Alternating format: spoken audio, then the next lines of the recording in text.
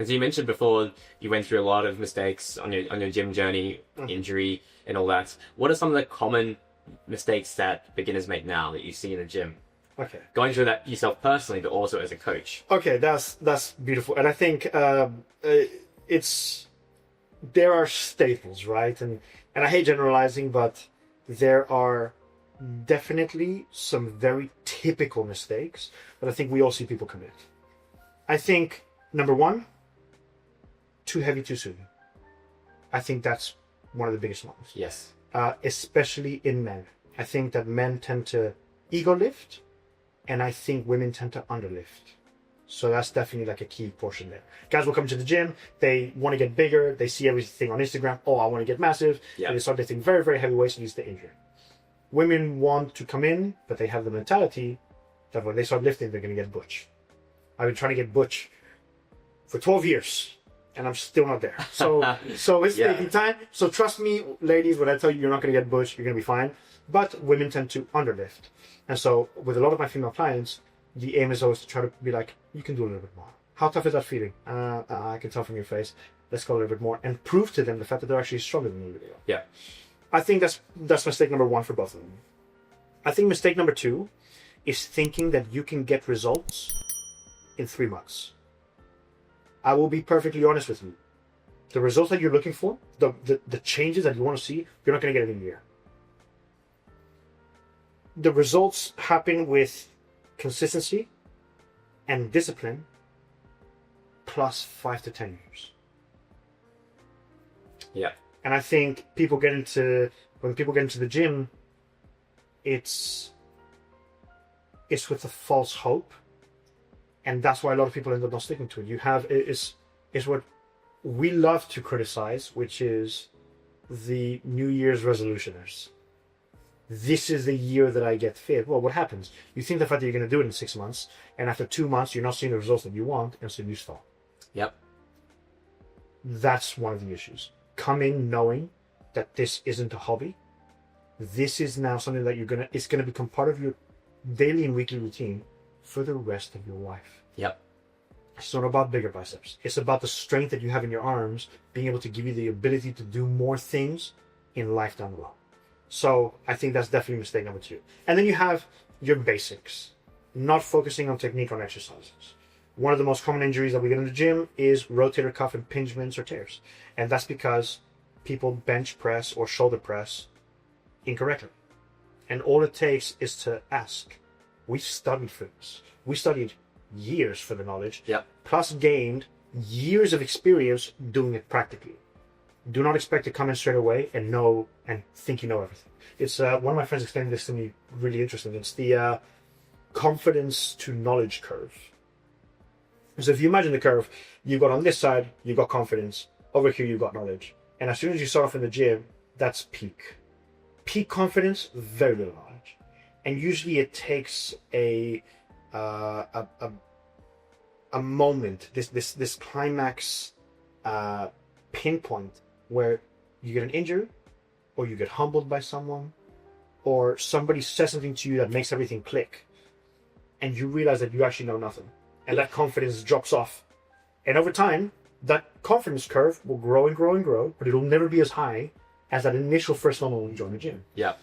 I think that a lot of people come in expecting to be the best and to know the best, and the amount of times that I've gone up to like a group of like 17, 18 years old, I'm like, hey guys, can I show you like with what you're doing? No, we know what we're doing. We saw a YouTube video. I'm like, oh, okay.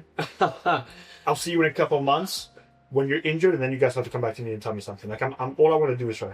Yeah. And so I think that's probably like the third biggest, which is just all technique based. Yeah. Make sure the fact that when it comes to technique, you know everything and you have a personal trainer and you get that sort of out. Yeah. I think it's like with anything that I think the more you know, the less that you don't. Wait, no. How's that saying? You know what I'm saying? Yeah. The more you know, the more you realize you don't know. Yeah. Yeah. Exactly. Like, you know, when I go on my journey, it's like, I'm learning things. Okay, now I'm going to coach that. And then suddenly you go to uni, and then you go through these other courses, and then you start like watching other people do it in a different way for a different purpose, and you're like, oh my god, like. I never knew you could apply it like that. Yeah. Like powerlifters go into this arch for this reason, and they bring their feedback. It's like, it's just a bench. I thought it was just lying back and just bench, you know? Yeah, there's so much that you can learn from other people, from different disciplines, and that's really cool to see all that happen, especially with Olympic lifting. Like that, for me, that's a...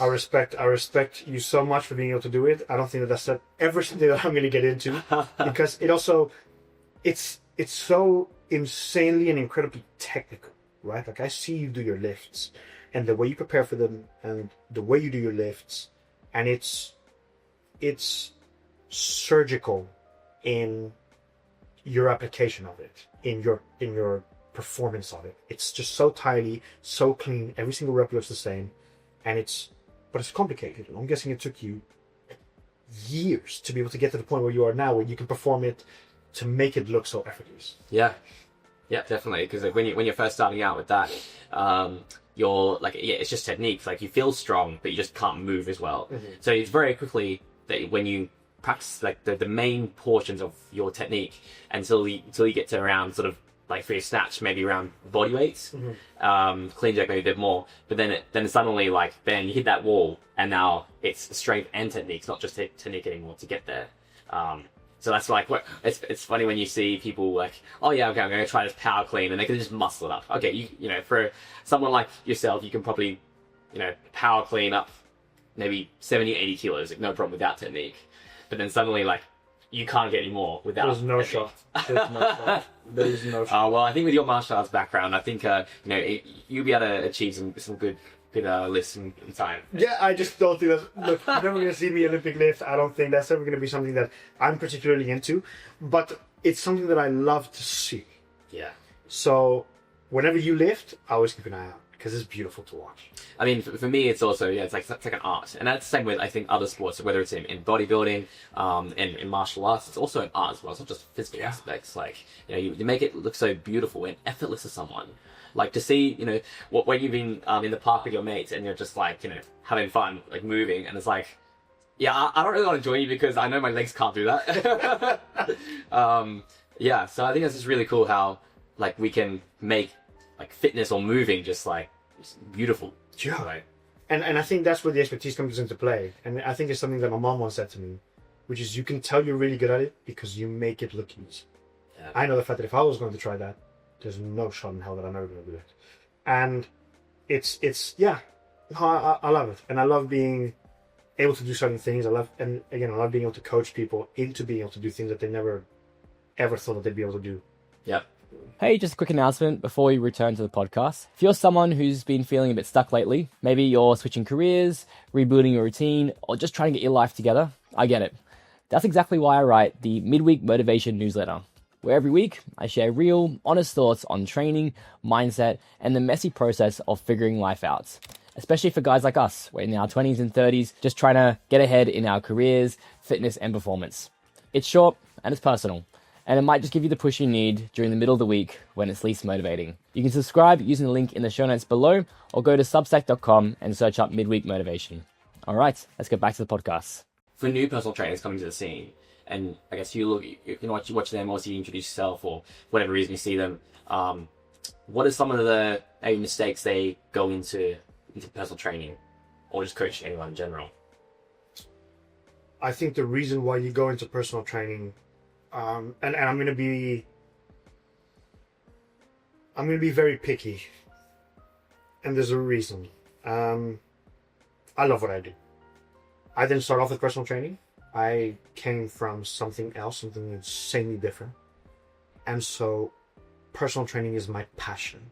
I love it with my entire soul. I'm really doing it for the rest of my life because I love the effect I have. Because it's my passion, I am very picky about the reasons why people get into personal training. A lot of the times it tends to be monetary. People think that PTing is easy and you're going to be able to get a lot of money. Yeah. I don't think that people understand how much work you have to put into it to be able to get there in the first place. Especially with the market oversaturated as it is, not only in person, but also on social media, right? Yeah, online is boomed just since COVID. Huge. And so I understand getting into it for monetary reasons, but I don't like it. And I think PTs who get into it for monetary reasons don't last. And I've seen it happen time and time again. I think another mistake that PTs make is, again, very similar to beginning lifters. You don't know anything. The course that you've gone into to learn for a few months, especially depending on the course you've chosen, you know nothing. I know because I did it when I started PTing. When I started PTing, I was like, oh yeah, and I chose the best course. And I did choose a course that took me like 2.5, 3 years to get my level 2 and my level 3 on, right? And I poured hours and drew diagrams of body anatomy, and again, it's my passion, so I put so much more work into it. Yeah. And even then, when I got into it, I realized the fact that I knew nothing, but I thought that I knew it all. And so I was even trying to correct certain personal trainers in the gym. They look at me like, because I thought I knew better. Trust me, you don't. These people have years and years of experience, and so instead of coming in thinking you know it all, asking everybody there and trying to see what people's training is like, and always asking, if you don't understand something, oh, how comes you do this? If you don't agree with it, how comes? Because you never know the answer you're going to get.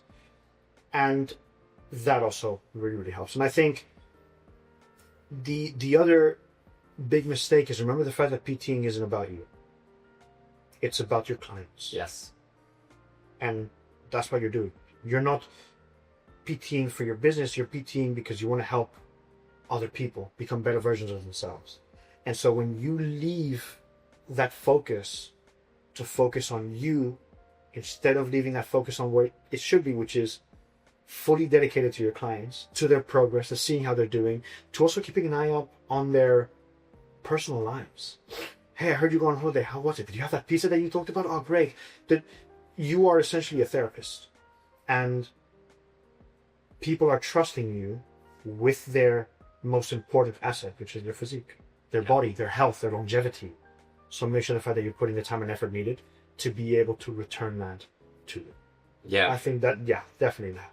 Definitely agreed. Like for me, I didn't have the money to start with a trainer. So I had plenty of time. That was my asset. So I went hours, YouTube videos, and just like practicing on myself, experimenting, and then seeing the progress. And if that something didn't work, why is it? So I need to change, my position. That's where I started. And then from there, I started to use my experience to invest into courses and everything like that.